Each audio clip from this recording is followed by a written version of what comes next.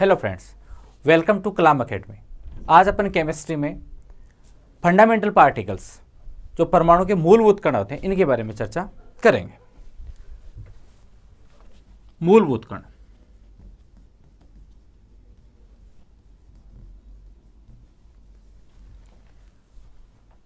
देखिए परमाणु के अंदर बहुत सारे छोटे छोटे पार्टिकल्स होते हैं। तो परमाणु के मूलभूत कणों में चलूं तो मैं परमाणु के कणों की बात करूं तो परमाणु के अंदर कण अपन दो भागों में बांट सकते हैं। एक तो बांट सकते हैं अपन मूलभूत कण, फंडामेंटल पार्टिकल्स। मूलभूत कण वो कण होते हैं जो मुख्य रूप से सभी में पाए जाते हैं, सभी परमाणु मूलभूत कण। तो मूलभूत कणों में तीन कण माने जाते हैं, एक तो प्रोटॉन है, एक न्यूट्रॉन है और एक इलेक्ट्रॉन है। परमाणु के मूलभूत कण तीन होते हैं, प्रोटॉन, न्यूट्रॉन और इलेक्ट्रॉन। अन्य कणों की बात करें तो अन्य कणों में एंटी प्रोटॉन है, न्यूट्रिनो है, एंटी न्यूट्रिनो है, पॉजिट्रॉन है, पाई मेसोन है, पाई में भी प्लस माइनस उदासीन, म्यू मेसोन है, म्यू में भी प्लस माइनस उदासीन, अन्य बहुत सारे कण आते हैं। इनको अपन डिटेल से पढ़ने वाले हैं। तो ये अपनी मोटी मोटी बात कर रहे हैं कि परमाणु के मूलभूत कण। तो आज शुरुआत में अपन सबसे पहले परमाणु के मूलभूत कण में सबसे पहले कण ले रहे हैं इलेक्ट्रॉन। इलेक्ट्रॉन की खोज कैसे हुई, कौन से प्रयोग से हुई, किसने की, किसने नाम दिया, इस पर आवेश कितना होता है, इसका द्रव्यमान कितना होता है, इसका अस्तित्व क्या है, इसकी हाफ लाइफ क्या है, इनके बारे में विस्तार से चर्चा करने वाले हैं। तो लीजिए स्टार्ट करते हैं। परमाणु के मूलभूत कणों में सबसे पहला कण है वो ले रहे हैं अपन इलेक्ट्रॉन। इलेक्ट्रॉन, तो इलेक्ट्रॉन की खोज, इलेक्ट्रॉन की खोज, डिस्कवरी ऑफ इलेक्ट्रॉन। तो देखिए इलेक्ट्रॉन की खोज में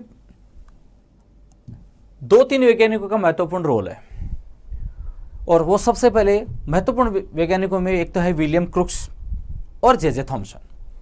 अपन सबसे पहले बात करेंगे इलेक्ट्रॉन की खोज किस प्रकार से हुई, इनको पहले क्या नाम दिया गया, फिर इनके बारे में आखिरकार इलेक्ट्रॉन कैसे बना, इन पे आवेश कैसे ज्ञात किया गया, इनके बारे में बात करें तो तीन वैज्ञानिकों का सबसे महत्वपूर्ण रोल आएगा इसके अंदर। एक तो आएगा विलियम क्रुक्स, एक तो आएगा विलियम क्रुक्स, दूसरा अपन पढ़ने वाले हैं वो है जे थॉमसन, जे थॉमसन। तीसरा पढ़ने वाले हैं इसके बारे में अपन वो है R.A. मिलिकन। ध्यान रहे मुलिकन नहीं है, मुलिकन ने विद्युत ऋणात्मकता दी थी, यहां पढ़ रहे हैं मिलिकन, R.A. मिलिकन। इसके तीनों के अलावा इसमें थोड़ा बहुत रोल मिलेगा आपको स्टोनिको। स्टोनिको भी याद करेंगे। जिस प्रकार से कोई लड़के का नामकरण में बुआ का रोल होता है, उसी प्रकार से छोटा मोटा रोल स्टोनिक है। इनके बारे में चर्चा करेंगे। अब इलेक्ट्रॉन की खोज के बारे में जब अध्ययन किया गया या इलेक्ट्रॉन की खोज के बारे में जब सोचा गया तो यहाँ दो तीन शब्दों के बारे में अपने को पढ़ना जरूरी होगा और उसमें सबसे पहले आता है विसर्जन नलिका। एक कांच की ट्यूब होती है, ऐसे एक कांच की ट्यूब होती है विसर्जन नलिका। कांच की ट्यूब लगभग 25 सेंटीमीटर लंबाई की, लंबाई कितनी, लेंथ कितनी, 25 सेंटीमीटर विसर्जन नलिका होती है, कांच की बनी हुई, मजबूत होती है।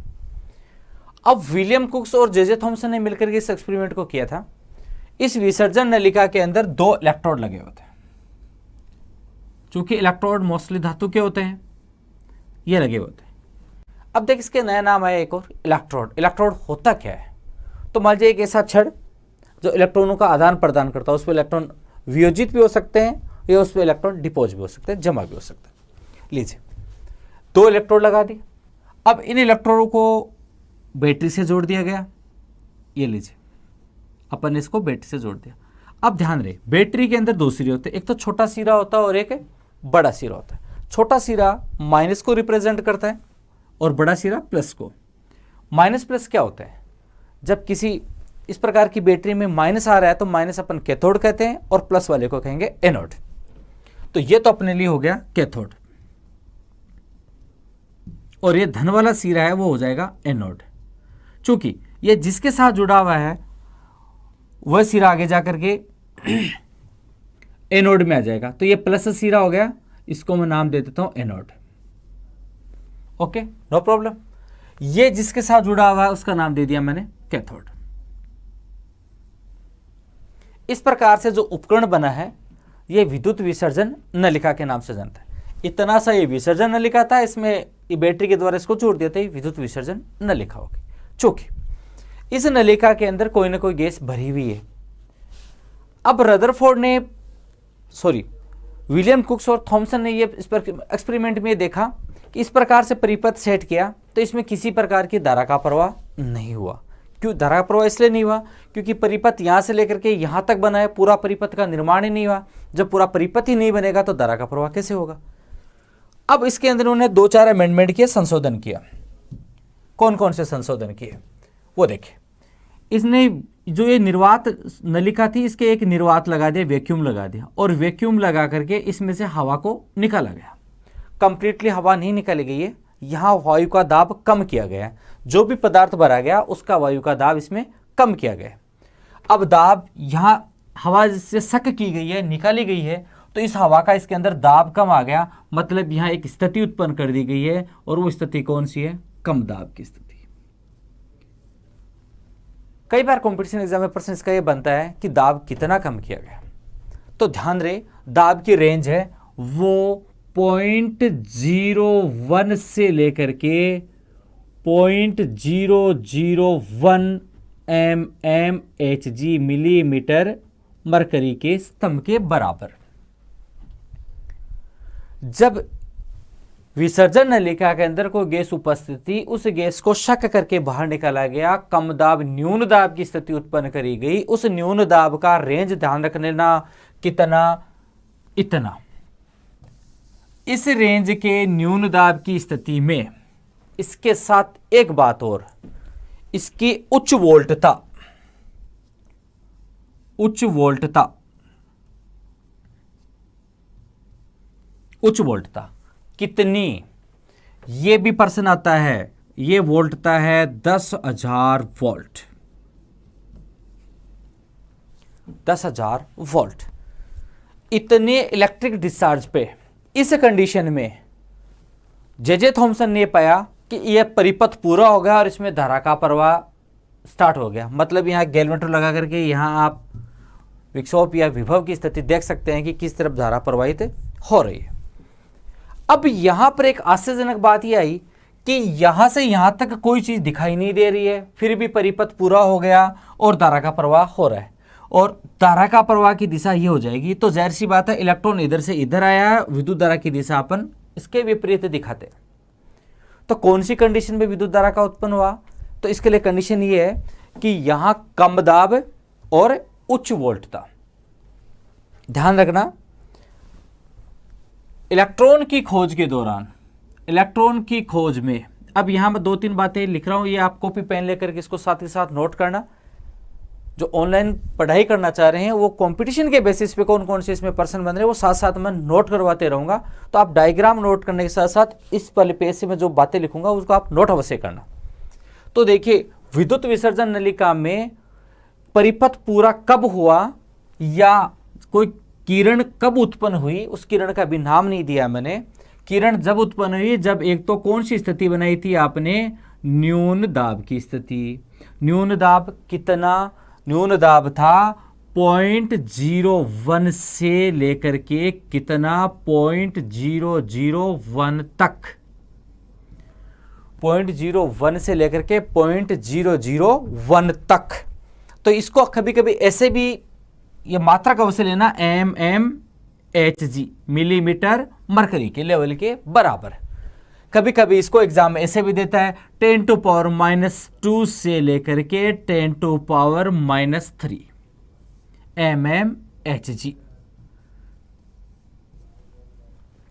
तैयारी करने वाले विद्यार्थियों से मेरा आग्रह रहेगा कि आप जब भी पढ़ो तो एक कन्वर्जन से संबंधित पीएससी में हर बार पेपर में एक पर्सन कन्वर्जन से संबंधित अवश्य देगा। वो आपको थोड़ा सा कंफ्यूज करेगा। कभी मान नैनोमीटर में दे देगा, आप नैनोमीटर में पढ़ के जाओगे, वो एंगस्ट्रॉम में दे देगा।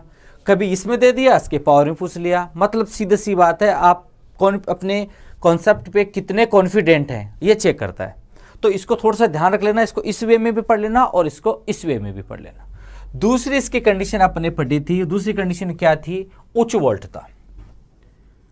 परिपथ में धारा का प्रवाह कौन सी शर्तों पे हुआ था? तो इसमें अपन ने देखा कि एक तो न्यून दाब की स्थिति में और दूसरा कौन सा था? उच्च वोल्टता। और उच्च वोल्टता कितनी थी? 10,000 वोल्ट, यानी कि 10 की घात 4 वोल्ट। इस स्थिति पर कैथोड किरण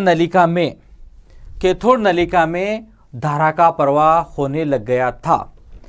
तो उन्होंने ये पाया कि यहां से कोई ना कोई एक ऐसी आदर्श किरण निकल रही है, वो यहां से निकल के इस तक जा रही है और फिर परिपथ को क्या कर रही है? पूरा कर रही है।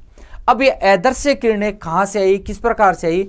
तो चूंकि ये आदर्श किरणें कैथोड से निकल रही हैं, ये आदर्श किरणें जो अब मैं ये दिखाई भी बना रहा हूं, बट ये ऐसी दिखी नहीं थी, आदर्श किरणें थी। ध्यान रहे, कई बार बच्चा कंफ्यूजन करता है कि सर ये तो नीले रंग की निकली थी कैथोड किरणें। नीले रंग की नहीं निकली है भैया।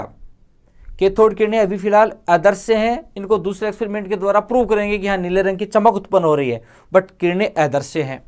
अब आदर्श किरणें यहां से निकली हैं, चूंकि किरणें कहां से निकली हैं? कैथोड से निकली हैं, तो इन किरणों का नाम दिया गया कैथोड किरणें। क्या नाम दिया गया? कैथोड किरणें। एक बात। दूसरी बात, कैथोड किरणें जहां से निकली हैं वो कौन सा साइन युक्त है? माइनस साइन युक्त है। क्योंकि माइनस या ऋण इलेक्ट्रोड से धन इलेक्ट्रोड की ओर गई हैं, तो जाहिर सी बात उनकी नेचर क्या होगी? ऋणात्मक प्रकृति की होंगी। तो कैथोड किरणों पे आवेश कैसा होगा? आवेश होगा ऋणात्मक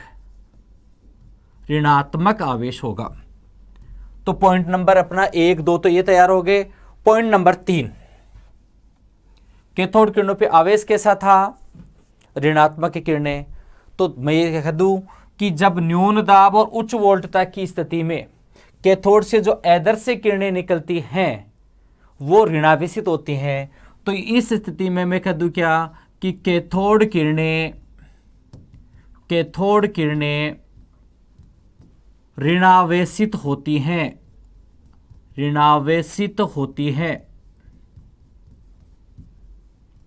ये साथ के साथ लिखते रहना, नोट्स बनाने रहना। कैथोड किरणें ऋणावेशित होती हैं।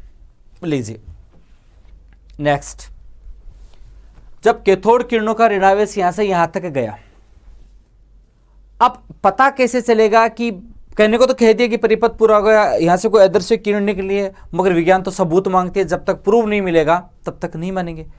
तो उन्होंने एक्सपेरिमेंट में थोड़ा सा अमेंडमेंट किया, संशोधन किया। इस बार एक्सपेरिमेंट इन्होंने यह कर दिया कि जो कैथोड किरण थी वो विसर्जन नलिका को थोड़ा सा संशोधित करके इन्होंने इस प्रकार से बनाया कि यहां से तो बना दिया कैथोड, इस पर एनोड को क्या कर दिया? थोड़ा सा छिद्रित कर दिया, या इसको मैं थोड़ा सा यू बना देता हूं। ये लीजिए इलेक्ट्रोड, और इस इलेक्ट्रोड में क्या कर दिया इन्होंने? छेद कर दिए एनोड में, और वही कंडीशन लगा दी। वही इन्होंने इसको बैटरी से जोड़ दिया, वही इसके साथ ये लगा दिया, वही वैक्यूम वाली कंडीशन लगा दी। ये बैटरी उच्च वोल्टता 10 की घात 4 वोल्टता लगा दी। सारी कंडीशन वो की वही रखी। सिर्फ एक काम किया कि इस इलेक्ट्रोड को क्या कर दिया इन्होंने? छिद्रित कर दिया, बीच बीच में जगह जगह छेद बना दी, पोर बना दी। और इसके पीछे की तरफ यहां पर इन्होंने एक ZNS का पर्दा लगा दिया। ZNS, zinc sulphide. अब पर्दे से का मतलब क्या हुआ? ZNS पाउडर को लेप दिया इन्होंने, इस प्रकार से पॉलिश कर दिया एक प्रकार से। अब सुनना, यहां पर ZNS क्या काम करता है? तो ZNS पदार्थ के बारे में एक प्रश्न और बनता है, और वो बनता है कौन सा पदार्थ है, इसका क्या नाम दिया जाता है? तो इस पदार्थ का नाम दिया जाता है स्फूर्दीप्ति पदार्थ। कोई पूछ ले कि कैथोड किरण एक्सपेरिमेंट या कैथोड किरण प्रयोग में स्फूर्दीप्ति पदार्थ क्या प्रयुक्त किया गया था, तो ध्यान रख लेना, लिख देना जिंक सल्फाइड ZNS। अब सुनो ना, 2 प्रकार की घटनाएं होती हैं, उनको अच्छे से समझना। एक तो होता है स्फूर्दीप्ति,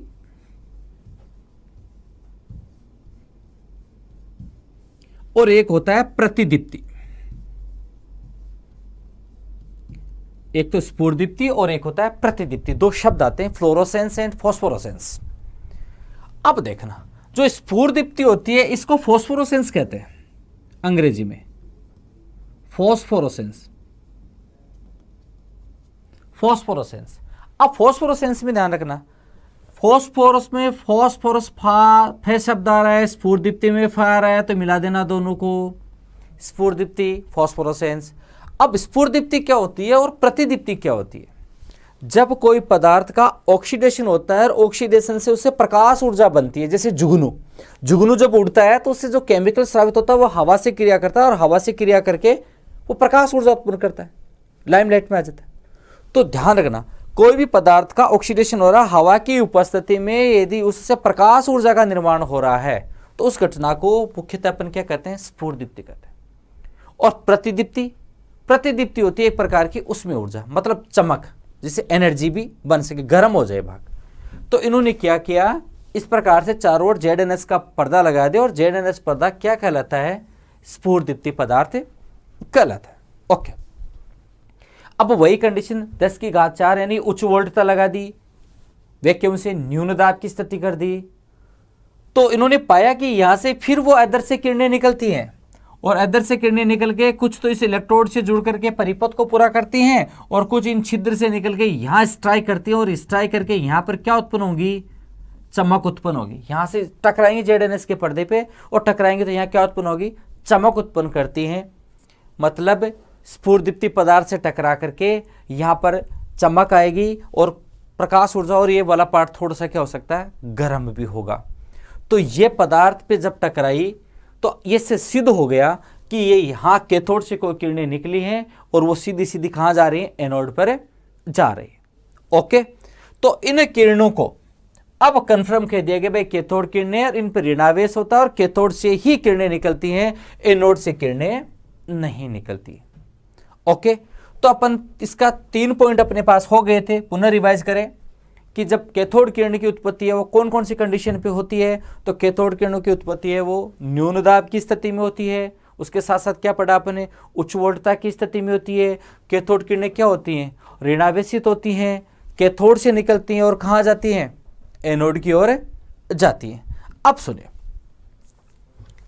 ये इसकी चौथी बातें लिख दूं कि ये एनोड के पीछे जो ZnS का पर्दा है, या ये कहूं कि स्फुरदीप्ति पर्दा है, स्फुरदीप्ति पदार्थ यानी कि ZnS पर क्या उत्पन्न करती हैं? चमक उत्पन्न करती हैं या प्रतिदीप्ति या स्फुरदीप्ति उत्पन्न करती हैं।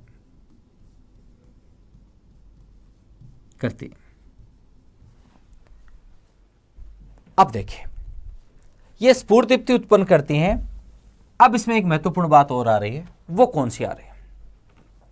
जब उन्होंने पाया कि जब इस कंडीशन में यहां से किरणें जो निकल रही हैं वो किरणें इलेक्ट्रोड से निकल रही हैं या इसके अंदर जो कोई गैस भरी हुई है उससे निकल रही, ये महत्वपूर्ण है कॉम्पिटिशन एग्जाम का प्रश्न, बहुत अच्छा प्रश्न है कि जो कैथोड किरणों की उत्पत्ति एक्चुअली हो कहां रही है? कैथोड से हो रही है या इनके अंदर उपस्थित गैस से हो रही है?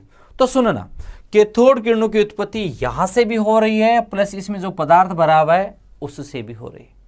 अब एक मोटी मोटी बात करें कि जैसे अपन इस लेवल पे आ गए, अपने को पता है कैथोड किरण ही इलेक्ट्रॉन है, मतलब इलेक्ट्रॉन की उत्पत्ति हो रही है।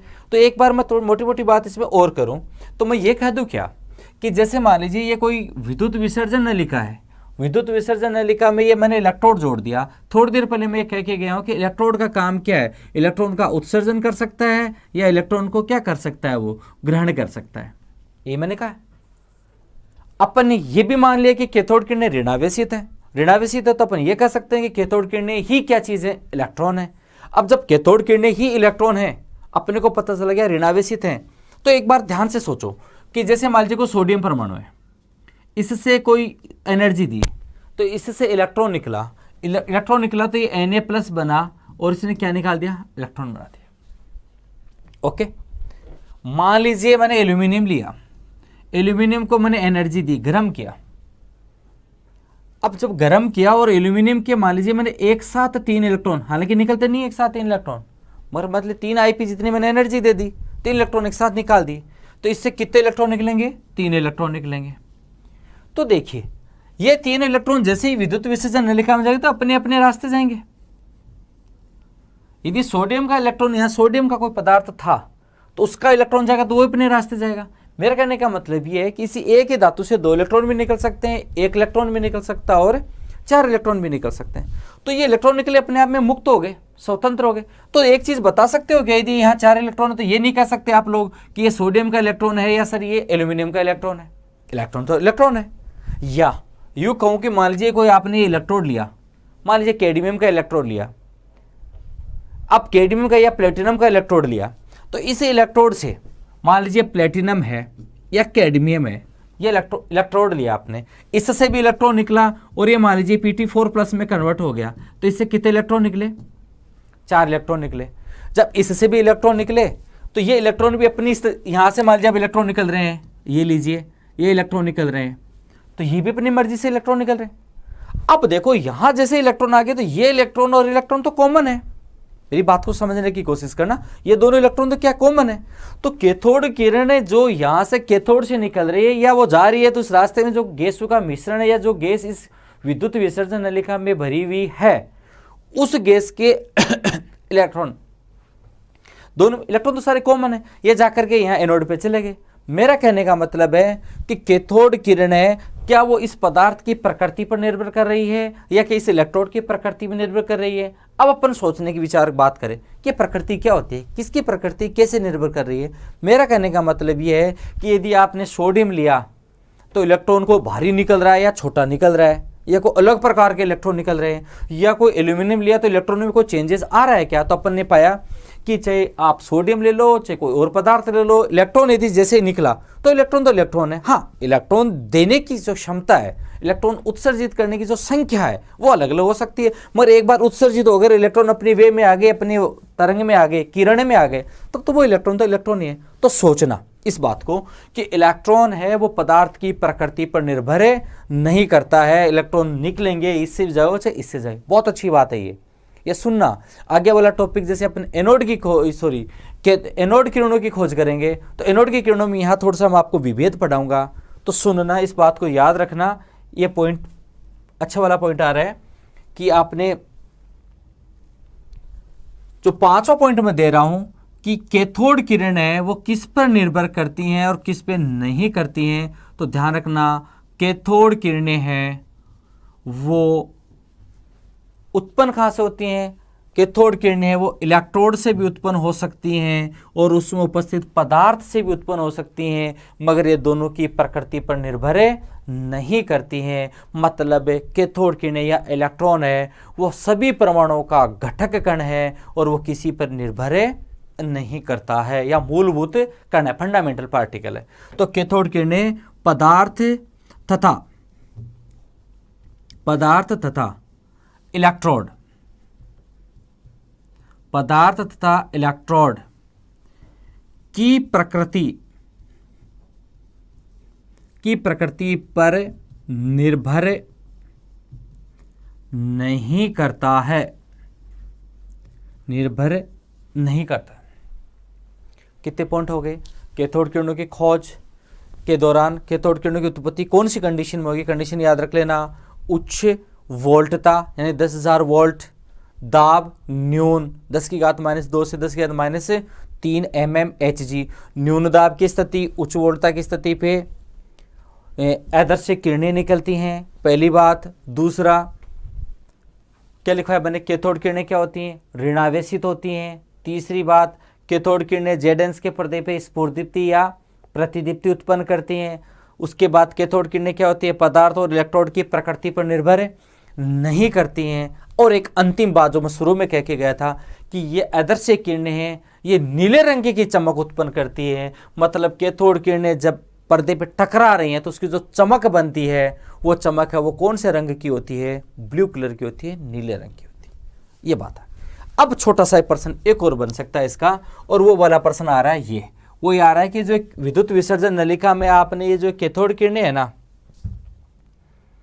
विद्युत विसर्जन नलिका में ये जो कैथोड किरणें आ रही हैं, ये जो कैथोड किरणें हैं वो एज ए जो टेलीविजन के अंदर पिक्चर ट्यूब होती है, पिक्चर ट्यूब में किस प्रकार की रेडिएशन यूज होती है, या जो फिल्म बनती है पर्दे पे के ऊपर वो स्ट्राइक करके स्फुरदीप्ति पदार्थ होता है फिल्म पर्दा, जो टीवी या एलसीडी की स्क्रीन होती है, तो ध्यान रख लेना पिक्चर ट्यूब में हमेशा कौन सी किरणें होती हैं, कैथोड किरणें होती हैं। अब देखिए इसका मैं एक एडवांटेज आपको कहाँ बताऊंगा, तो इसका एडवांटेज, इसका फायदा देखो आप, इसका फायदा यहाँ आ रहा है अपने पास। कैथोड किरणों की खोज का श्रेय दिया जाता है जे थॉमसन को। अब जे थॉमसन को यह नहीं पता था कि कैथोड से तो किरणें निकल रही, क्या कोई एनोड से भी किरणें निकल रही है क्या, उसको नहीं पता था। उसको तो ये पता था हाँ भाई कैथोड किरणें होती हैं, ऋणावेशित होती हैं, और ये विद्युत क्षेत्र लगा तो ये विचलित होंगी, और विचलित होंगे तो किसकी ओर जाएंगे, धन इलेक्ट्रोड की ओर जाएंगी। ये बातें जे थॉमसन ने बताई थी। अब याद करो फंडामेंटल पार्टिकल्स के बाद अपन परमाणु के मॉडल्स भी पढ़ेंगे। तो देखिए साइंस के अंदर अपने ये होता है कि अपन एक दूसरे को कोरिलेशन करके जोड़ करके पढ़ेंगे तो अपना नॉलेज स्थायी रहेगा, कंपटीशन में अपन मात नहीं खाएंगे। वरना क्या होता है यहाँ कुछ अलग याद किया वहाँ अलग किया तो फिर रटना पड़ जाएगा, अपने को रटना नहीं समझना है। यहाँ कैथोड किरण की खोज का श्रेय जे थॉमसन को दे दिया गया है कि जे थॉमसन ने ही कैथोड किरणों की खोज की थी। तो उन्होंने तो प्रूव भी कर दिया कि कैथोड किरणें क्या होती हैं, ऋणावेशित करती हैं। अब देखिए एक परमाणु का मॉडल दिया गया था थॉमसन मॉडल 1904 के अंदर, 1904 के अंदर। तो थॉमसन ने जो परमाणु मॉडल दिया था अपने एक अलग से अलग क्लास में मॉडल में चर्चा करूँ, मैं हल्का सा बता देता हूँ यहाँ पर कि थॉमसन मॉडल में विशेष बात थी क्या। तो इन्होंने थॉमसन मॉडल में क्या कहा था, थॉमसन मॉडल उन्होंने ये कहा था कि भाई मुझे नहीं पता प्रोटॉन होता है नहीं, तो उसने धनावेशित भाग या द्रव्यमान बताया था, सब जगह द्रव्यमान फैला होता है और जगह जगह कौन पाया जाता है, ऋणावेश या इलेक्ट्रॉन पाया जाता है। वो चर्चा किसकी करता है हमेशा, फोकस किसको बताता है, वो इलेक्ट्रॉन को बताता है। क्यों बताता है, कि उसको पता ही था कि कैथोड किरणें और वो इलेक्ट्रॉन है, कणीय प्रकृति है, तो ये हो गया इलेक्ट्रॉन पाया जाता है। तो इसको कैथोड किरण एक्सपेरिमेंट को आप थॉमसन मॉडल के वहां से भी आप रिलेटेड इसको कर सकते हो। लीजिए तो जो ये ऐदर से किरणें बनी थी उनको कैथोड किरणें नाम दिया गया। अब कैथोड किरणें नाम दिया गया तो जे थॉमसन ने क्या कहा, थॉमसन को ये नहीं पता था कि इसको मैं इलेक्ट्रॉन कहूँ या क्या कहूँ, तो उसको लगा कि भाई नेगेटिव पार्टिकल्स है, नेगेटिव रेज है, नेगेटिव रे यहाँ से यहाँ तक जा रही हैं। तो इन्होंने जो ये ऋणावेशित या आवेश, जो ऋणावेश था, ऋणावेश को अंग्रेजी में नेगेटिव चार्ज कहते हैं। तो थॉमसन ने इन नेगेटिव रेज को नाम दिया गया था नेगेट्रॉन। थॉमसन ने खोज इलेक्ट्रॉन की तो खोज में थॉमसन ने कैथोड किरणों को नाम क्या दिया, नेगेट्रॉन, थॉमसन के अनुसार। उसके बाद जो बच्चे का नामकरण के लिए भुआ आती है, उसी प्रकार से स्टोनी नाम का वैज्ञानिक आया और स्टोनी ने क्या कहा कि इसको नेगेट्रॉन नहीं, इसको ये कहो इलेक्ट्रॉन। और वर्तमान में जो इलेक्ट्रॉन कहा जाता है वो स्टोनी के द्वारा दिया गया नाम है, इसका नाम स्टोनी ने दिया था। और क्या नाम दिया गया था, इलेक्ट्रॉन नाम दिया गया था। इस प्रकार से कैथोड किरणों की उत्पत्ति जे थॉमसन ने करी। अब अपने को देखना है प्रोटॉन।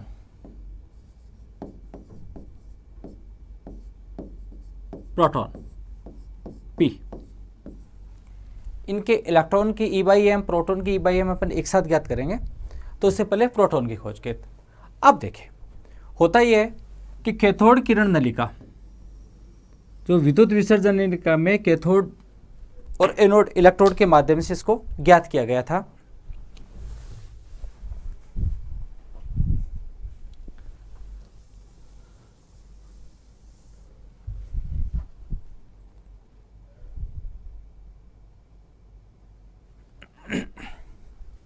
हाँ जी, तो इस प्रकार से बने कैथोड किरण नलिका द्वारा कैथोड किरणों की खोज करी।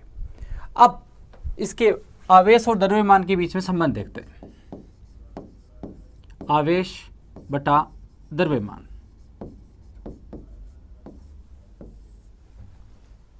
चूंकि इलेक्ट्रॉन से संबंधित है तो इसको अपन E/m भी लिखते हैं। वैसे Q/m ही है, जिसको विशिष्ट आवेश के नाम से भी जाना जाता है।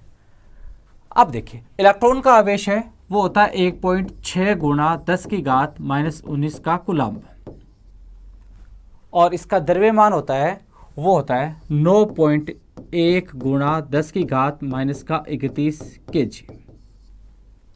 जब इसको कैलकुलेट करेंगे तो ये वैल्यू आती है इसकी 1.758822। याद हो तो कर लेना, वरना इतना सा देख लेना, 1.75 गुणा 10⁻11। माइनस के 19 है, प्लस के माइनस के 31 वाले ऊपर जाएंगे तो प्लस के 31 हो जाएंगे। इसको कैलकुलेट करेंगे तो ये 10⁻12 है, 10⁻12 आएंगे, पर इसका भाग देंगे तो ये एक बिंदु इसको कम करके 10⁻11 कूलम्ब केजी इनवर्स, ये वैल्यू इसकी आ जाएगी। तो अपन एक मोटी मोटी बात करें तो इसके अंदर याद रखना, इलेक्ट्रॉन के लिए इसका आवेश बटा द्रव्यमान का मान है वो 1.75 गुणा 10⁻11 कूलम्ब केजी इनवर्स। इतना सा इसको याद कर। ये मेरे नेक्स्ट वीडियो में आपको इसके E/m से विशिष्ट आवेश ज्ञात करने में मदद करेंगे। अब इसके साथ थोड़ा सा सिस्टम से पढ़ना है। हालांकि ये आवेश कहाँ से आया, किस प्रकार से आया, इसकी खोज दूसरे वैज्ञानिक ने करी है, मगर अपन थोड़ा क्रमबद्धता के साथ पढ़ेंगे तो अपने को याद करने में आसानी रहेगी और कन्फ्यूजन अपन नहीं करेंगे। तो देखिए, अब इलेक्ट्रॉन पे आवेश की खोज किसने की, अच्छा प्रश्न बनता है और इसके खोजकर्ता का मोस्टली नाम पूछा जाता है। तो इलेक्ट्रॉन पर आवेश की गणना, इलेक्ट्रॉन पर आवेश की गणना, इलेक्ट्रॉन पर जो आवेश की गणना है उसको एक प्रयोग के द्वारा किया जाता है और उसके खोजकर्ता थे वो थे R.A. मिलिकन। R.A. मिलिकन, ध्यान रहे ये आपको एग्जाम में ऑप्शन कंफ्यूजन करने के लिए मुलिकन भी दे सकता है, परंतु आपको मिलिकन याद करना है। मुलिकन विद्युत ऋणात्मकता का मान मुलिकन ने दिया था। लीजिए, R.A. मिलिकन। तो इसका कई बार यह भी पूछा जाता है इलेक्ट्रॉन पे आवेश की गणना है वो कौन से प्रयोग द्वारा ज्ञात की गई, तो इसका एक प्रयोग का नाम है वह है तेल बूंद प्रयोग, ऑयल ड्रॉप एक्सपेरिमेंट, तेल बूंद प्रयोग। ज़्यादा डिटेल से नहीं जाना, आप तो इतना याद रख लो कि इलेक्ट्रॉन पर आवेश की गणना है वो कौन से एक्सपेरिमेंट द्वारा की गई, तेल बूंद प्रयोग द्वारा की गई। किसने ज्ञात किया, तो आप बोल देना R.A. मिलिकन ने। R.A. याद रहे तो ठीक है, वरना मिलिकन शब्द तो अवश्य याद रखना कि मिलिकन ने तेल बूंद प्रयोग द्वारा इलेक्ट्रॉन पर आवेश की गणना करी और इससे कितना मान प्राप्त हुआ वो भी याद कर लेना। आवेश का मान प्राप्त हुआ था अपने को -1.6 गुणा 10⁻−19 कूलम्ब। इतना आवेश मिलिकन तेल बूंद प्रयोग में किया गया था। अब हल्का सा 2 मिनट की छोटा सा आइडिया इसके बारे में देता हूं कि मिलिकन तेल बूंद प्रयोग में अक्सर हुआ क्या था। तो मिलिकन तेल बूंद प्रयोग में इतना सा हुआ था कि एक चेंबर बनाया गया था, चेंबर बना करके चेंबर के 3 भाग बना दिए। ये लीजिए, यहां से ड्रॉप के द्वारा तेल बूंद डाली गई, पॉइंट टू बी नोटेड। अब देखो, अपने को थोड़ा सा कहीं डायग्राम से संबंधित कोई क्वेश्चन पूछ ले अपने से, तो अपने को रटना नहीं है, इसको समझने की कोशिश करना। भाई इस एक्सपेरिमेंट में अपने को ये पता है कि तेल बूंद पे किसकी खोज की गई थी, इलेक्ट्रॉन के आवेश की, और अपने को ये भी पता है कि इलेक्ट्रॉन पे आवेश क्या होता है, ऋणात्मक होता है। तो ये जो आवेश बनेगा वो ऋणात्मक बनेगा। तो यहाँ जो प्लेट लगी हुई है धातु की, उसको ध्यान रखना, एक तो जुड़ी हुई है प्लस से और एक जुड़ी हुई है किस से, माइनस से। चूंकि तेल बूंद पे आवेश बनेगा वो ऋणात्मक बनेगा, माइनस आवेश बनेगा, तो आप ध्यान रखना माइनस आवेश बनेगा तो इसको नीचे अचानक से ना गिर जाए। पृथ्वी का गुरुत्वाकर्षण बल जो इस पे लग रहा है उसको थोड़ा मान कम करने के लिए ऊपर वाली प्लेट हमेशा क्या रहेगी, एनोड के रूप में रहेगी। थोड़ा सा ध्यान रख लेना, कहीं डायग्राम से चित्र बनाए तो ये पूछ सकता है। एक बात। दूसरी बात इसमें ध्यान ये रखना कि ये जो चेंबर है बीच वाला, इस चेंबर में जो पहले से, इस चेंबर में जो पहले से वायु भरी हुई है, इस वायु पे एक आयनाइजेशन करने वाली, आयन उत्पन्न करने वाली किरण जिसका नाम एक्स रे है, उसकी बम्बार्डमेंट करवाई गई। ध्यान रहे, इसी वीडियो में मैं आपको एक्स रे, बीटा रे, गामा रे इनके बारे में हल्का सा बताने वाला हूं। तो यहाँ पर एक्स किरणों की बम्बार्डमेंट करवाई गई। एक्स किरणों के बारे में अपन पढ़ेंगे कि एक्स किरणें होती क्या है, इसकी खोजकर्ता कौन था, हल्का सा देखेंगे। और एक साथ के साथ मैं निवेदन करूंगा कि आप ऑनलाइन वीडियो के साथ साथ यदि आप नोट्स बनाना चाहो तो वीडियो को पॉज करके उसको लिखते रहो। इसके साथ साथ एक बात और होगा, एनसीईआरटी की बुक को आप अवश्य अध्ययन में रखोगे।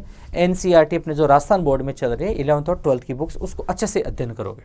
लीजिए, तो एक्सरे इसके पर बम्बार्डमेंट करवाएगी, तो इसके अंदर जो वायु थी, जैसे भी हाइड्रोजन गैस हो सकती है, ऑक्सीजन गैस हो सकती है, तो ये वायु क्या हो गई, आयनित हो गई। क्योंकि ये एक्सरे क्या होते हैं, उच्च ऊर्जा की, इनकी आवृत्ति बहुत ज़्यादा होती है, और जिनकी आवृत्ति ज़्यादा होती है उसकी ऊर्जा भी ज़्यादा होती है, क्योंकि अपन जानते हैं E = H nu होता है, E = H nu। तो जिसकी फ्रिक्वेंसी ज़्यादा होगी उसकी क्या ज़्यादा होगी, एनर्जी ज़्यादा होगी। तो आप इस बात का ध्यान रख लेना, जिस रेज की फ्रिक्वेंसी ज़्यादा होती है वो उच्च ऊर्जा की रेज होती है। तो एक्सरे जो होती है इसकी आवृत्ति बहुत कम होती है। तो आवृत्ति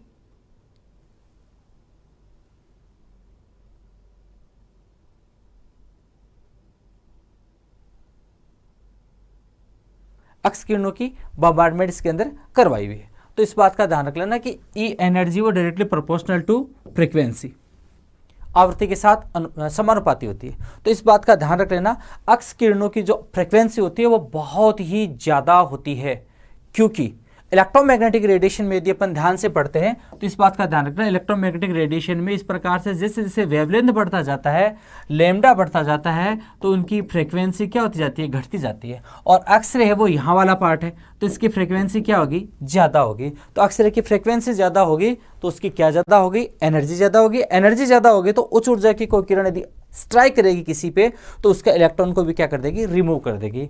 तो एक्सरे ये अक्सर प्रश्न बनता है कि अक्स किरण है वो क्या काम करती है। तो अक्स किरण की बम्बार्डमेंट इस वायु के चैम्बर में करवाएगी, तो यह वाली वायु क्या हो जाएगी, ये आयनाइज्ड हो जाएगी, आयनित हो जाती है।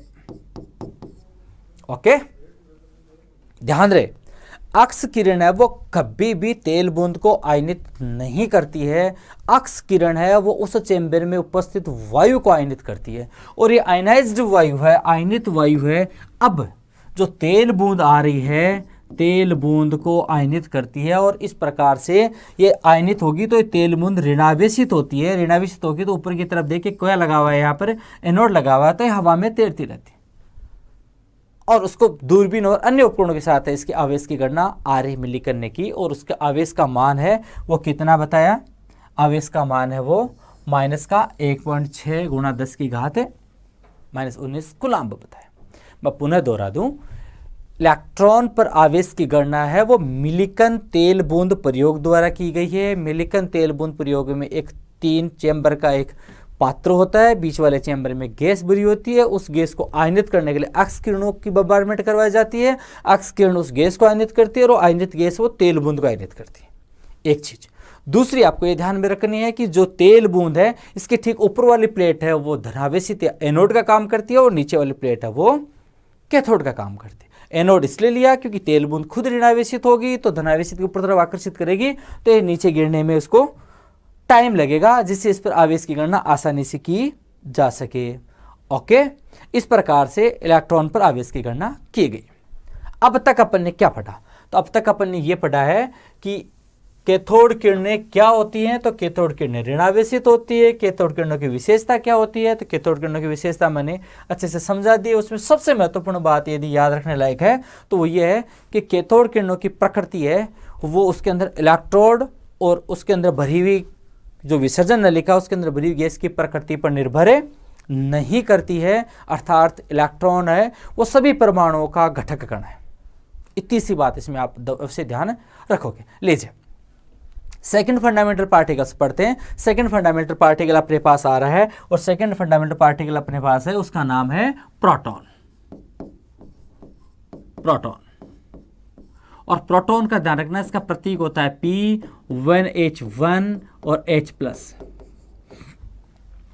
कई बार बच्चों के दिमाग में थोड़ा सा रहता है कि H+ को प्रोटॉन क्यों कहा, तो ध्यान रहे प्रोटॉन हाइड्रोजन है, उसके अंदर एक इलेक्ट्रॉन होता है, एक प्रोटॉन होता है, और उसके अंदर न्यूट्रॉन नहीं होते हैं। अब आप H को H+ में कन्वर्ट कर दिया, मतलब आपने इसका इलेक्ट्रॉन रिमूव कर दिया। यदि इलेक्ट्रॉन रिमूव कर दिया तो इसके पास क्या बचा, केवल और केवल एक प्रोटॉन बचा है, इसलिए H+ को अपन क्या कहते हैं, प्रोटॉन कहते हैं। ओके, तो प्रोटॉन की खोज किसने की, तो देखिए वही एक्सपेरिमेंट है, वही कार्यप्रणाली है, सिर्फ उसको थोड़ा सा चेंज करके गोल्डस्टीन ने इसको ले लिया। अब देखो कई बार क्या होता है, छोटी छोटी बातें अपन ट्रिक के माध्यम से जोड़ के याद रखें तो इजी गोइंग में याद रह जाती है, अदर देन दिमाग पे थोड़ा सा स्ट्रेस डालना पड़ता है कि इनके खोजकर्ता है कौन कौन थे। तो देखिए इलेक्ट्रॉन की खोजकर्ता जे थॉमसन, नहीं बोलोगे क्योंकि काफ़ी फेमस काफ़ी वायरल चीज़ है ये, तो सबको पता है। अब दिक्कत होती है न्यूट्रॉन और प्रोटॉन में। तो देखो प्रोटॉन को याद करने का तरीका यह है, प्रोटॉन से याद कर लेना पी से याद कर लेना प्योर। प्योर का मतलब शुद्ध, और शुद्ध गहना लगभग महिलाओं के लिए पसंदीदा चीज़ होती है। तो शुद्ध गहना क्या होता है, गोल्ड का होता है। तो प्योर का मतलब प्योर गोल्ड है, गोल्ड से याद कर लेना Goldstein. P for pure, pure का मतलब शुद्ध सोना, शुद्ध सोना मतलब गोल्ड, गोल्ड। इस प्रकार हल्का सा टिक बनाओ तो कहीं कंफ्यूजन नहीं होगी कि गोल्डस्टीन ने न्यूट्रॉन की खोज की थी या प्रोटॉन की खोज की थी। तो याद रख लेना गोल्डस्टीन ने किसकी खोज की थी, प्रोटॉन की खोज की थी। तो इसका खोजकर्ता कौन हो गया, गोल्डस्टीन। गोल्डस्टीन लीजिए, गोल्डस्टीन इसका खोजकर्ता। क्या हुआ इसके अंदर, वही वापिस कैथोड किरण प्रयोग में लेकर चलता हूं। वही कैथोड ट्यूब 25 सेंटीमीटर एक कांच की लंबी नली ले लिए अपन ने, वही 2 इलेक्ट्रोड ले लिए। ये लीजिए, इन इलेक्ट्रोड को उच्च वोल्टता के साथ बैटरी से जोड़ दिया। ये लीजिए बैटरी से जोड़ दिया मैंने, और इस प्रकार से अपन इसको परिपथ पूरा करने की कोशिश करी। अब कैथोड किरण नलिका में वही 2 कंडीशन पढ़ो। आपने पहली कंडीशन ये पढ़ी थी कि यहाँ से मैं वैक्यूम से जोड़ देता हूँ, यहाँ से वायु को सक करेंगे, निम्न दाब की स्थिति उत्पन्न करेंगे, निर्वात की स्थिति उत्पन्न करेंगे। निर्वात बनाना नहीं है, हल्की सी गैस रहेंगी। तो यहाँ इसका दाब कम करोगे, दाब कितना कम करोगे, 0.01 से 0.001 मिलीमीटर मरकरी दाब के इक्वल ले जाओगे। इतना दाब करोगे, ये दाब की स्थिति कौन सी दाब की स्थिति कहलाती है, न्यून दाब की स्थिति कहलाती है। ओके, फिर उसके बाद अपन ये कहा था कि इसमें उच्च वोल्टता भी करनी है। तो उच्च वोल्टता की स्थिति अपन यहाँ ले लेते हैं। उच्च वोल्टता की स्थिति में यहाँ पर कितनी वोल्टता ली थी, याद करो, साथ ही साथ रिवाइज करते रहो। अपने 10,000 वोल्टता की स्थिति ली थी। 10,000 वोल्टता की स्थिति में जे थॉमसन ने यह कहा था कि यहाँ से कोई आदर्श किरणें निकलती हैं कैथोड से, और कैथोड से आदर्श किरणें निकल करके किसकी ओर जाती हैं, एनोड की ओर जाते हैं। अब गोल्डस्टीन ने क्या खोजा, गोल्डस्टीन को लगा कि जब यहाँ से कोई किरण इधर जा रही है तो धारा का प्रवाह उल्टा हो रहा था, क्यों ना कोई यहाँ से किरण वापस इस दिशा में अवश्य ही आ रहा है। तो गोल्डस्टीन ने क्या किया, पहले वाले का प्रोग्राम का जस्ट उसने उल्टा कर दिया। अब उल्टा करने में क्या किया, इसने क्या किया कि ये जो आपके कैथोड था इसको थोड़ा सा आगे की तरफ लगाया। कैथोड को थोड़ा सा आगे की तरफ इसको अरेंज किया। ये लीजिए सा, यहां कैथोड लगा और कैथोड को क्या कर दिया इन्होंने, छिद्रित कर दिया, बीच बीच में छेद बना दिए। ये लीजिए, कैथोड को उन्होंने छिद्रित कर दिया। ओके, उसके बाद जिस प्रकार से एनोड वाले में कैथोड की नलिका में उन्होंने जो प्रोग्राम किया वैसा का वैसा इन्होंने इक्विपमेंट सेट किया। ध्यान रहे, उधर एनोड में छिद्र बनाए थे जे थॉमसन ने, इन्होंने कैथोड पे बना दिए। दूसरी बात, इन्होंने यहाँ उसमें उस तरफ ZNS का पर्दा, स्फुरदीप्ति पर्दा लगाया था। यहाँ इस बार इन्होंने क्या किया, एनोड के कैथोड के पीछे स्फुरदीप्ति पर्दा लगा दिया। ये लीजिए पर्दा लगा दिया, किसका लगा दिया, ZNS का स्फुरदीप्ति पर्दा लगा। और उन्होंने पाया कि न्यून दाब की स्थिति और उच्च वोल्टता की स्थिति में, न्यून दाब और उच्च वोल्टता, इन दोनों कंडीशनों में यहां चमक उत्पन्न होती है।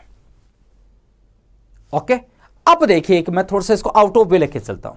हालांकि ये स्थिति गोल्डस्टीन ने नहीं कही थी, पर अपने एक जिस लेवल पे अपनी स्टडी चल रही है और जिस लेवल का ये प्लेटफॉर्म है, तो अपने को यहां से ये चीज समझें तो ज्यादा बेटर होगा। देखिए, इसी ट्यूब को मैं एक एक्स्ट्रा ट्यूब में और कन्वर्ट कर रहा हूं। मान लीजिए ये कैथोड किरण नलिका है अपने पास, ये विसर्जन नलिका बोल दो 25 सेंटीमीटर की। ये मैंने लगा दिया इसके अंदर कैथोड, और ये मैंने लगा दिया एनोड, और इसकी उच्च वोल्टता की स्थिति, न्यून दाब की स्थिति, वो सारी अपन ने इसके अंदर कर दी। ओके, अब देखिए यहां से जब कैथोड किरण निकली, या मैं कहूं कि इलेक्ट्रॉन जनरेट होकर जा रहे थे, एक बात, उच्च वोल्टता की स्थिति में यदि यहां कोई गैस भरी हुई थी, अब यहां मैं गैसें 2 भरूंगा अलग अलग विसर्जन नलिका में। मान लीजिए यहां मैंने गैस भरी थी, वो हाइड्रोजन गैस थी।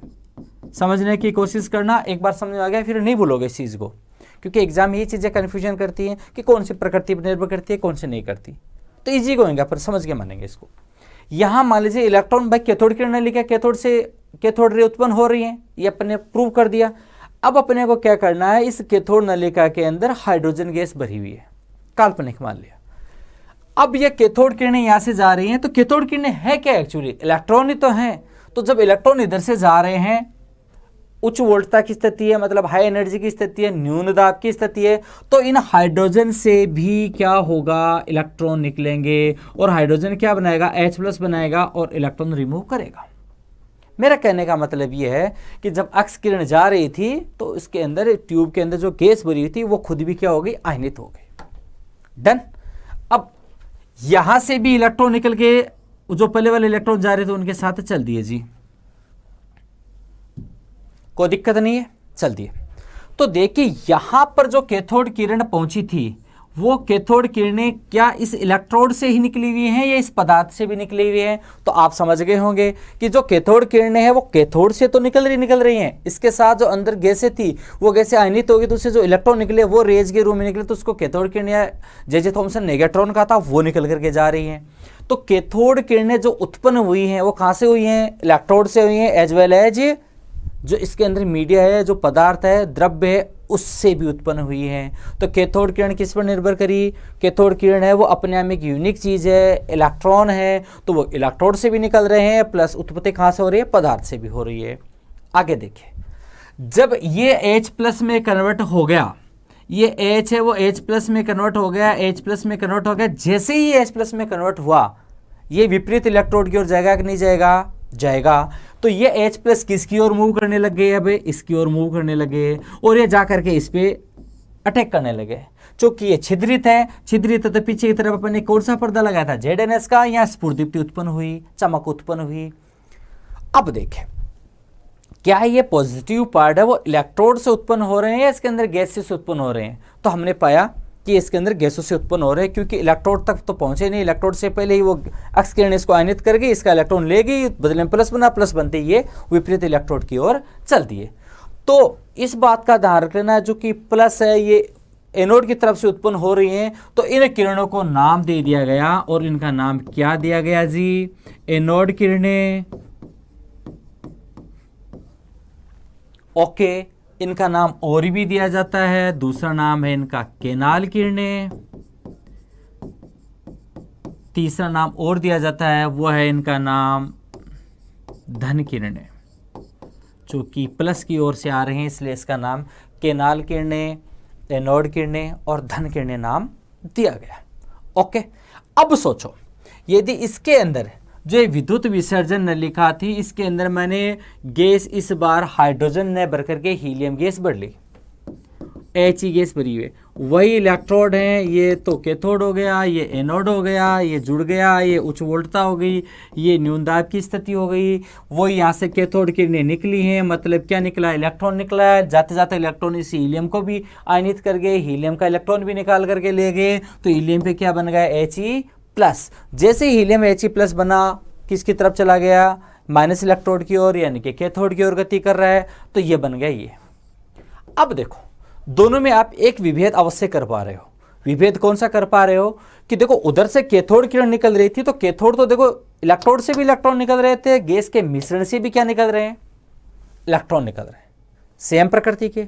बट जो यदि एनोड किरणें बन रही हैं या केनाल किरणें बन रही है, वो ध्यान से देखो जरा आप, यहाँ हो क्या रहा है कि यदि जो पदार्थ है, यदि हाइड्रोजन था तो क्या बने थे, H+ बना, हीलियम था तो क्या बना, He+ बना, और कोई गैस होती तो उसका धनायन बनता। तो बताओ एनोड किरणें प्रकृति में एक जैसी हुई या नहीं हुई, तो आप कहोगे सर नहीं हुई, क्योंकि ये तो पदार्थ की प्रकृति पर निर्भर कर रही है। यदि आपने उसके अंदर भरी हुई गैस जो ली है उसी का धनायन बन रहा है, तो पॉइंट टू बी नोटेड।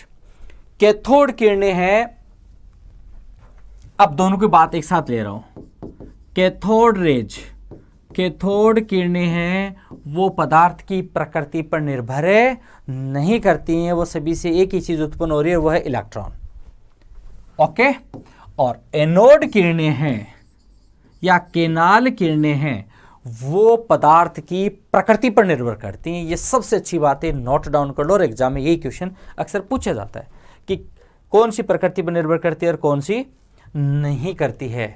तो एनोड किरणें कहां से उत्पन्न हुई, एक बात ये भी लीजिए, तो एनोड किरणें क्या एनोड से उत्पन्न हुई या एनोड और कैथोड के बीच में से, तो आप कहोगे कि एनोड से तो उत्पन्न नहीं हुई, कैथोड से आने वाली किरणों ने बीच वाली गैस से थी, जो ट्यूब के अंदर भरी हुई गैस से थी उसको आयनित किया। तो ध्यान रख लेना ये पदार्थ के यानी ट्यूब के बीच में से उत्पन्न होती हैं। तो ये पूछा जाता है कहाँ उत्पत्ति होती है, तब आप कहोगे आप कैथोड और एनोड के बीच में से। और किस पर निर्भर करती हैं? ट्यूब के अंदर उपस्थित गैस की प्रकृति पर निर्भर करती हैं। दो बातें इसको ध्यान में रख लेना। तीसरी इसके अंदर एक घुमाई हुई बात अपन और पढ़ते हैं। हालांकि मेरा आगे वाला जो लेक्चर है उसके अंदर मैं E/M के बारे में बहुत डिटेल से समझाने वाला हूँ, विशिष्ट आवेश के बारे में बहुत डिटेल से समझाने वाला हूँ। बट आप इसमें एक E/M का मैं हल्का सा एक बात और बता जाऊँ आप लोगों को। E/M का मतलब होता है आवेश बटा द्रव्यमान। अब ध्यान से देखो, कैथोड किरणें एक्चुअली क्या थी? इलेक्ट्रॉन थी, और इलेक्ट्रॉन का द्रव्यमान फिक्स होता है 9.1 × 10⁻31 kg। तो ये m फिक्स है। इलेक्ट्रॉन पर आवेश फिक्स है कि नहीं है? -1.6 × 10⁻19 कूलाम। किसने खोज की थी? R.A. मिलिकन ने तेल बूंद प्रयोग से। तो देखिए इसका Q फिक्स है, इसका M फिक्स है। किसका? कैथोड किरणों का। तो Q/M का मान इसका फिक्स रहेगा 1.75 × 10⁻11 कूलाम्ब पर kg। बट ध्यान से देखो जरा एनोड किरणों का। तो एनोड किरणों में ध्यान रखना Q का मान तो वही आ रहा है 1.6 × 10⁻19 कूलाम। बट द्रव्यमान, ध्यान से रहे प्यारे बच्चों, द्रव्यमान को हमेशा अच्छे से याद करना। इसका द्रव्यमान है वो तो पदार्थ की प्रकृति पर निर्भर कर रहा है। यदि गैस आयनित होने वाली हाइड्रोजन है तो उसका द्रव्यमान 1 mu हो जाएगा। यदि गैस कौन सी हीलियम है तो उसका द्रव्यमान कितना हो जाएगा? 2He4 4 AMU हो जाएगा। इस प्रकार से गैस की प्रकृति पर निर्भर कर रहा है। तो एनोड किरणों के लिए Q/M मतलब आवेश बटा द्रव्यमान का अनुपात है वो गैस की प्रकृति पर निर्भर करेगा। और जो जितनी ज़्यादा भारी गैस होगी उसका Q/M का मान उतना ही कम होगा। ओके जी, लीजिए अब तक अपन ने क्या पढ़ा? तो अब तक के अपने पहले लेक्चर में अपन ये पढ़ा है, सबसे पहले तो इलेक्ट्रॉन के बारे में पढ़ा। इलेक्ट्रॉन की खोज कैसे हुई, कौन सी ट्यूब से हुई, किस कंडीशन में हुई, इनको क्या नाम दिया है, क्या प्रकृति थी, कौन किसने खोजा, इसका नाम क्या दिया, डिटेल से पढ़ लिया, नहीं दोहराएंगे। उसके बाद आई प्रोटॉन। तो प्रोटॉन की खोज किसने की? गोल्डस्टीन ने की। किसमें की? इसका नाम क्या हुआ? एनोड किरणें, केनाल किरणें, धन किरणें, आवेश कितना, इसका द्रव्यमान कितना। तो एक मैं छोटी सी टेबल के माध्यम से फिर नोट करवाने वाला हूँ, वो उसको साथ में लेंगे। इसके साथ एक चीज़ वो याद रखना, जो एनोड किरणें हैं या प्रोटॉन है, देखिए प्रोटॉन की खोज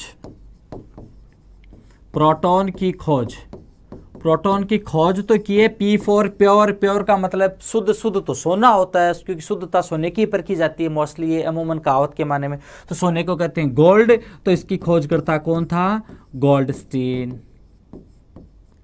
कोई दिक्कत नहीं। हाँ, इसका नामकरण किसने किया था? तो अधिकांश किताबें और अधिकांश जगह यदि आपके एग्जाम में प्रश्न आता है इसका नामकरण किसने किया, तो याद रख लेना इसका जो नामकरण जिसने किया वो नामकरण करने वाला है वो कौन है? इसका रदरफोर्ड।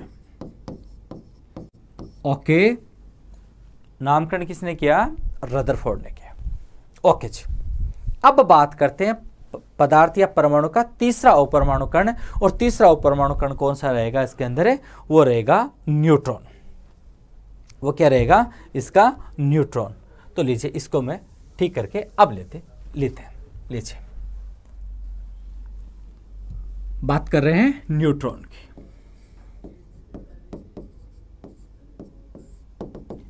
न्यूट्रॉन का प्रतीक होता है N01, मतलब इसका द्रव्यमान संख्या होती है 1 और आवेश कितना होता है इसका? 0।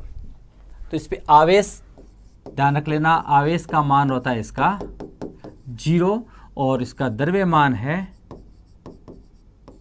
वो होता है 1.674 × 10⁻27 kg। ये होता है इसका द्रव्यमान। आगे देखें, जब इसका आवेश है तो इसकी प्रकृति कैसी होगी? तो आप कहोगे इसकी प्रकृति होती है वो कौन सी नेचर की होती है? उदासीन नेचर की होती है। और उदासीन प्रकृति के कारण इसका एक प्रश्न और बनता है, वह है कि भाई न्यूट्रॉन की खोज देरी से हुई, इसका क्या कारण है? तो ये नोट कर लेना आप लोग, इसकी उदासीन प्रकृति के कारण न्यूट्रॉन की खोज है वो देरी से हुई, पहली बात। दूसरी बात इसका और ध्यान रख लेना, ये 3 अपरमाणु कण होते हैं ना कि प्रोटॉन, न्यूट्रॉन और इलेक्ट्रॉन। तो इसमें जो न्यूट्रॉन है ये परमाणु का सबसे ज़्यादा अस्थायी कण है, सबसे ज़्यादा अस्थायी कण है। इस चीज़ का ध्यान रखना, यह प्रश्न आता है कंपटीशन एग्जाम में कि परमाणु में जो अपरमाणु कण हैं तीनों में सबसे ज़्यादा अस्थायी कण। अक्सर बच्चे इसको गलत करके आ जाते हैं क्योंकि वो सोचते हैं उदासीन है तो ये इसकी क्रियाशीलता कम होगी, क्रियाशीलता कम होगी तो इसमें स्टेबिलिटी ज़्यादा होगी। ध्यान रहे सबसे ज़्यादा अस्थायी कण होता है। और इसका एक प्रश्न और भी अक्सर एग्जाम में पूछा जाता है कि इसका अर्धायुकाल कितना होता है। तो इसका अर्धायुकाल प्यारे बच्चों ध्यान रख लेना 13 मिनट 47 सेकेंड के आसपास इसका माना जाता है। अब कंपटीशन एग्जाम में ऑप्शन आपको 13 मिनट और 49 सेकेंड, 13 मिनट और 49 सेकेंड नहीं मिले तो ज़्यादा इधर उधर मत सोचना, इसके आसपास की जो रेंज आ रही हो कहीं 12 सेकेंड भी आ जाए, 12 मिनट भी आ जाए तो आप वो ऑप्शन भी कर लेना। आप आसपास देख लेना, जैसे ऑप्शन ऐसा आ जाए कि 5 मिनट, 12 मिनट, 60 मिनट, 2 दिन, तो उसके अंदर ऑप्शन आप समझ जाओगे क्योंकि जिस लेवल की कंपटीशन की आप तैयारी कर रहे हो वहाँ इस प्रकार के क्वेश्चन सोल्व किए जा सकते हैं। आगे देखिए, अब अस्थायी कण है तो इसकी निर्माण कहाँ से है और टूटने पर क्या बनता है। 2 बातें इसके अंदर एक्स्ट्रा और पढ़ लो न्यूट्रॉन की, और उसके अलावा ज़्यादा इसको खोज करने की आवश्यकता नहीं है। लीजिए, एक इसके खोजकर्ता, तो इसके खोजकर्ता कौन थे, तो खोजकर्ता आप अच्छे से जानते हो इसको, इनके खोजकर्ता का नाम है जेम्स चैडविक।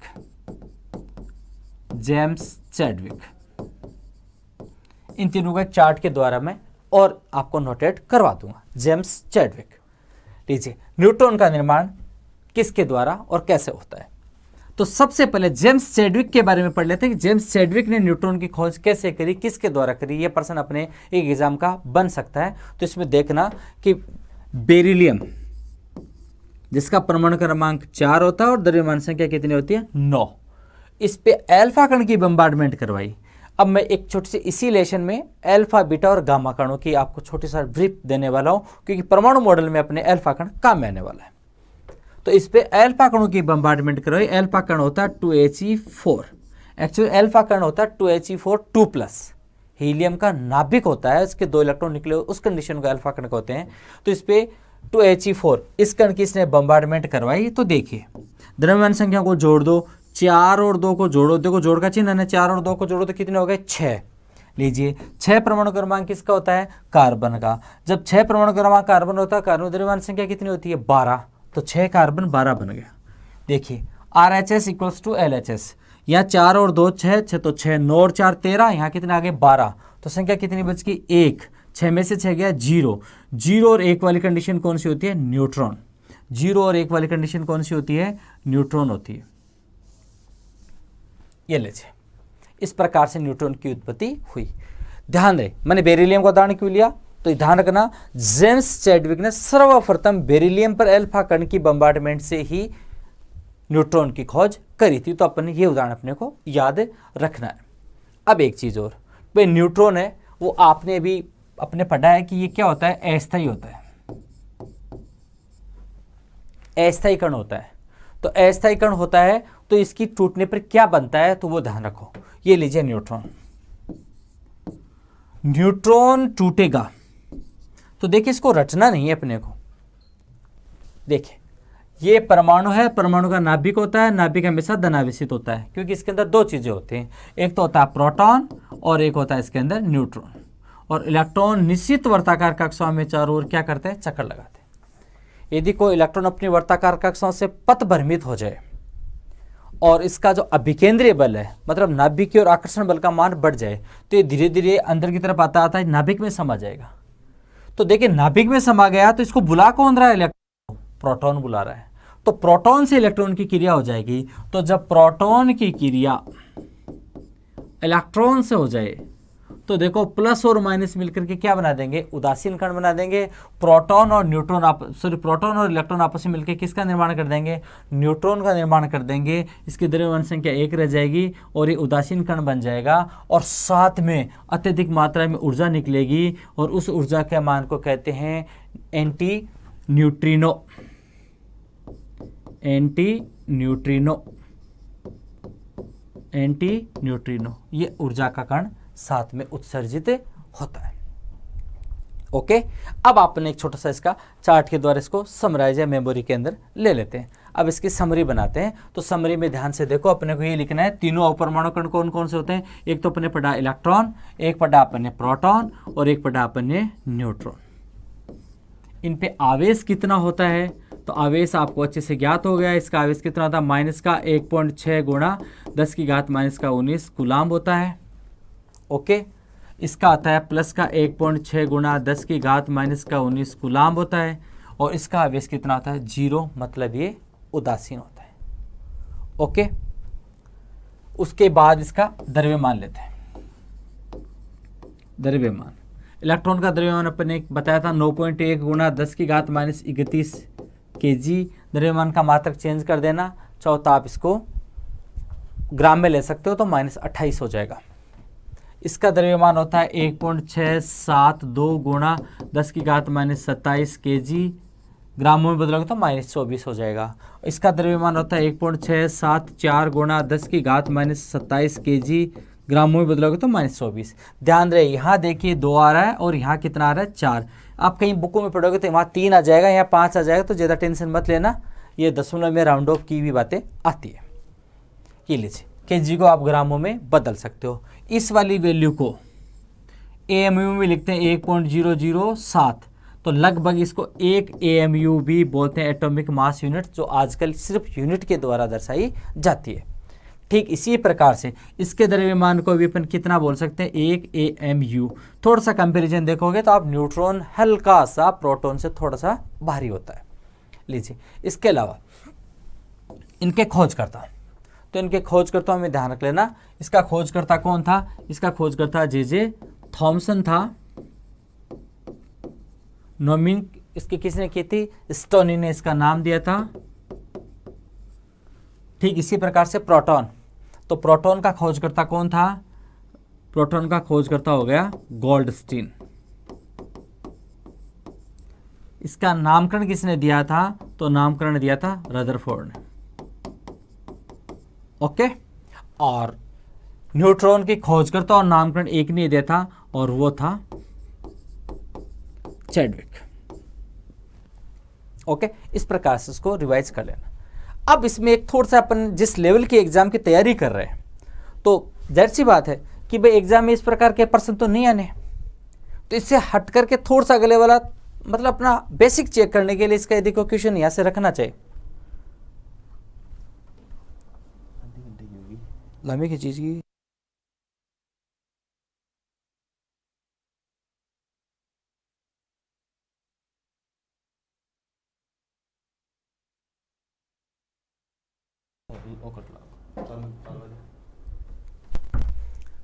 तो देखिए, इसमें एक अपने इस लेवल का प्रश्न तो नहीं, मगर इससे थोड़ा सा हट करके इसके मिलता जुलता एक प्रश्न अपने को और दे दे, तो ये बस हल्का सा एक आइडिया दे रहा हूँ। आप इसको घर जा करके या अपने घर बैठ करके इसको सोल्व करने की कोशिश करना।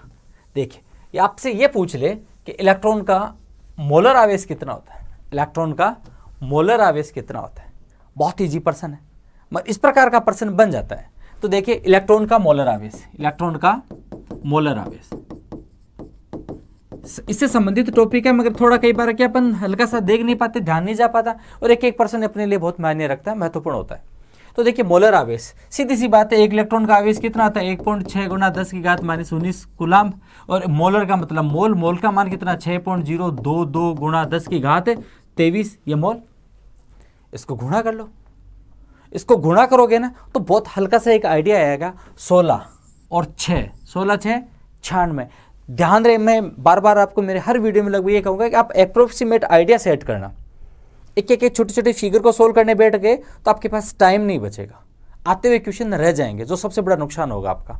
तो देखिए, 16 6 96, मतलब ऐसा फिगर 96, तो इसका 96 लगभग इसका मान एक दी एग्जाम में आएगा तो 96,500 कूलाम्ब आएगा, क्योंकि मोल एक मात्रा की भिन्न राशि है, इसका कूलाम्ब आ रहा है 96,500। वैसे इसका एग्जैक्ट मान होता है वो 96,480 के आसपास आता है, 487 हो सकता है, 480 कूलाम्ब। जिसको याद हो तो अपन इसको क्या कहते हैं, एक फैराडे कहते हैं, ये चीज़ है। तो इससे संबंधित एक क्वेश्चन और बन गया दिमाग में। देखिए, आपने इलेक्ट्रॉन का मोलर आवेश ज्ञात किया, तो इलेक्ट्रॉन का मोलर द्रव्यमान भी तो ज्ञात कर सकते हो आप लोग। कैसे ज्ञात करोगे, इलेक्ट्रॉन का एक द्रव्यमान कितना होता है, जो भी 9.1 × 10⁻³ kg ले रहे हो, और मोल 6.02 2 गुणा 10 की घात 23। इस प्रकार से आप इलेक्ट्रॉन का मोलर द्रव्यमान भी ज्ञात करोगे, प्रोटॉन का मोलर आवेश भी यही हो जाएगा, प्रोटॉन का मोलर द्रव्यमान ज्ञात करना। इस प्रकार से 2-4 क्वेश्चन बना करके आप इसको प्रैक्टिस करना। Thank you.